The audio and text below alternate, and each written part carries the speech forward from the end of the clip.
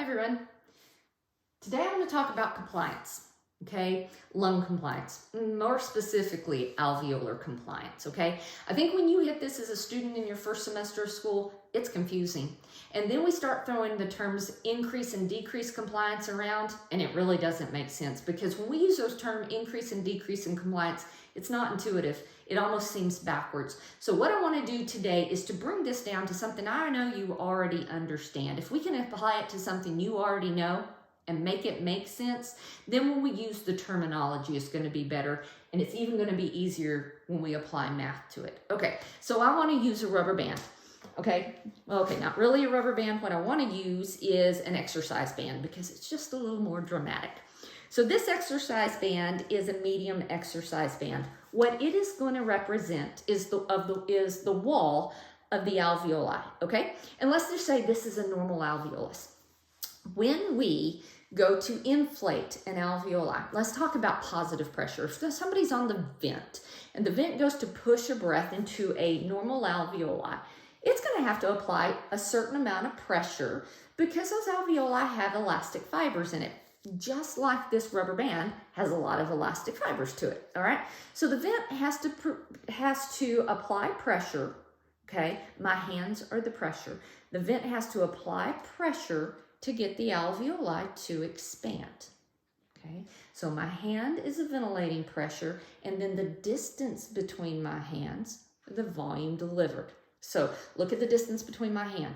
This is a normal alveoli, okay? Now, let's switch to a very stiff alveolus. So this is an extra heavy exercise band.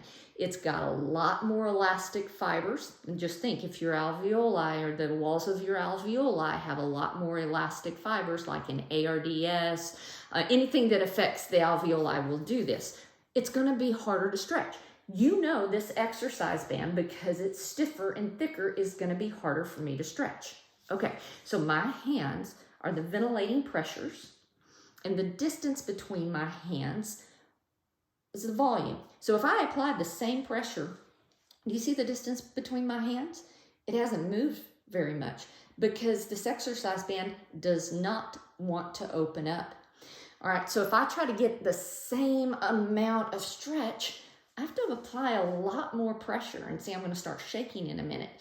That's because I'm having to put a lot of pressure on my hands to open up that band.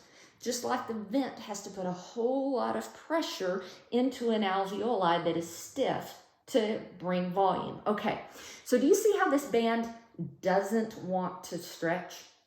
This is where the term compliance comes in, okay? If I tell you to study for a test that you're going to have next week, and you say, nope, I'm not going to do it, well, you're not compliant. Okay, you're not compliant to my instructions, which means you have a decrease in compliance. Apply it to this. This alveoli doesn't want to stretch open. It says, nope, I don't want to, but we're making it anyway, but it has a decrease in compliance, okay? Now, the flip side can happen. I said this was any pretty much alveolar disease. As it worsens, it's going to take more pressure to apply the same amount of volume. The polar opposite would be an exercise band that's very thin, doesn't have a lot of elastic fibers in it, okay? So if you think of a disease state where we have alveolar weakening, that would be emphysema, okay? Those alveolar walls lose elastic fibers, okay? So this is a very thin band, doesn't have a lot of elastic fibers, and so I can stretch that super easy. Look at the distance between my hands, getting a lot of volume in there, right? So an alveoli that has not a lot of elasticity, when you apply pressure, it expands really super easy. You get a lot of volume, all right?